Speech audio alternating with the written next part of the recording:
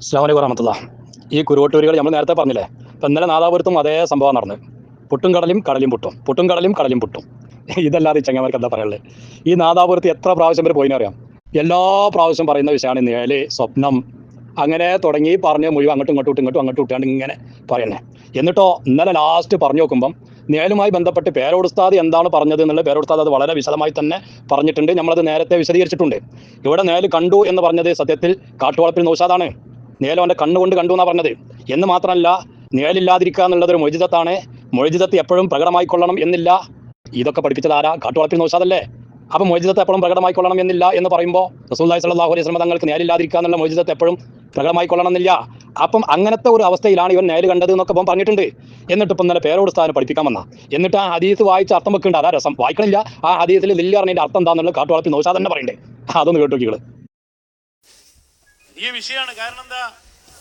ഇമാമിങ്ങൾ പറഞ്ഞു നോക്കൂ നിങ്ങൾ, ലാ യദ്ഹറു ലഹു ദില്ലുൻ അസ്ലാ, ഒരിക്കലും നെയ്യലില്ല. ഇയാള് പറയുന്ന നേലുണ്ട്, സൈനബ ബീവി കണ്ടിട്ടുണ്ട്. കള്ളത്തരല്ലേ അത്? ആരെ പേരിലുള്ള കള്ളത്തരം? അഷ്റഫുൽ ഖൽഖ് ത്വഹ റസൂലുള്ളാഹി സ്വല്ലല്ലാഹു. അവിടെയാണ് നമ്മൾ ഇടപെട്ടത്.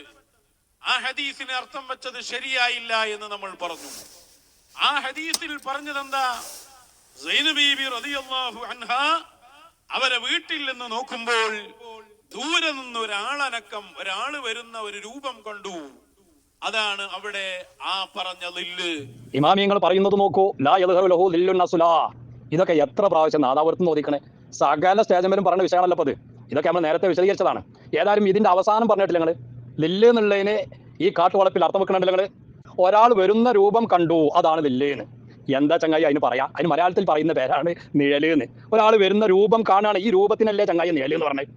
അപ്പൊ ഇതിപ്പോ എവിടെ എത്തിയത് പറഞ്ഞാണ്ട് ഞാൻ പറഞ്ഞില്ലേ, ഇവന് പറഞ്ഞത് എന്താന്ന് ബെന്നെ അറിയില്ല. തൊള്ളേ കിട്ടുന്നത് കോതക്ക് പാട്ട് എന്ന് പറഞ്ഞ മാതിരി ഈ ചങ്ങായി ഇങ്ങനെ എന്തെങ്കിലുമൊക്കെ വിളിച്ച് പറയണം. ഇപ്പൊ കാര്യമായിട്ട് പറഞ്ഞെന്താണ്? പേരോട് ഉസ്താദ് നേല് കണ്ടു എന്ന് പറഞ്ഞു, സൈനബ ബീവി നേര് കണ്ടു എന്ന് പറഞ്ഞു, ദില്ല് എന്നുള്ളതിന് നേല് നർത്തം വെച്ചു എന്നൊക്കെയാണ് ഇപ്പോൾ പറഞ്ഞത്.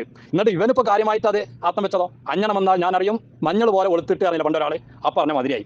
കാര്യമായിട്ട് ദില്ല് എന്നുള്ളതിന് അർത്ഥം വെക്കുക. ഇതിന്റെ ലാസ്റ്റ് നിങ്ങൾ കേട്ടില്ലേ, ഒരാൾ വരുന്ന ഒരു രൂപം കണ്ടു. അതല്ലേ ചങ്ങായി, അങ്ങനെ വെക്കാൻ പാടില്ല. അവിടെ ആളനക്കം എന്നുള്ളതാണ് ഇത് അർത്ഥം എന്നൊക്കെ നേരത്തെ പേരോട് ഉസ്താദിനെ വിശദീകരിച്ചിട്ടുണ്ട്. എന്നിട്ട് ഇവരിപ്പോൾ പറഞ്ഞു ഇവിടെ എത്തി. ഒരാൾ വരുന്ന രൂപം കണ്ടുന്ന്. ആ രൂപം കാണുന്നതിനല്ലേ നേല് എന്ന് പറഞ്ഞത്? ആ രൂപത്തിനല്ലേ നേല് എന്ന് പറയാം? സാദൃശ്യം, ആ വരുന്ന ആളുടെ സാദൃശ്യം, വരുന്ന റസൂലുള്ളാഹി സ്വല്ലല്ലാഹു അലൈഹി വസല്ലം തങ്ങളാണ്. അവിടുത്തെ സാദൃശ്യമായ ആ രൂപം കണ്ടു. ഇതൊക്കെ അല്ലേ രൂപം എന്നുള്ള അർത്ഥം. അപ്പൊ ഇജ്ജ് പറഞ്ഞു കൊടുത്തിപ്പം നേരത്തെ ഇജന്നെ അവിടെ പറഞ്ഞു വെച്ചത്, കാട്ടുവളപ്പിൽ നൗഷാദ് തന്നെ പറഞ്ഞു വെച്ചത് നേല് കണ്ടു, ഓന്റെ കണ്ണുകൊണ്ട് കണ്ടു എന്നുള്ളത്. ഇപ്പൊ പറഞ്ഞു നോക്കിയാണ് രൂപം സൈനബ ബീവിയും കണ്ടുകണേന്ന്. ഇവിടെ അല്ലേ ഇപ്പൊ പറഞ്ഞെത്തിയത്? അതാ ഞാൻ പറഞ്ഞത്. ഒരു അസലും ഫസലും ഇല്ലേ ചങ്ങായിക്ക്, ഒരു നിലക്കൂല്ല. എൽമിയായിട്ടില്ല. ഇനിയിപ്പോ ബാക്കിയുള്ള ഞാൻ പറഞ്ഞില്ല. ഏതായാലും എന്താ ഇപ്പൊ ഇതിനൊക്കെ പറയാം.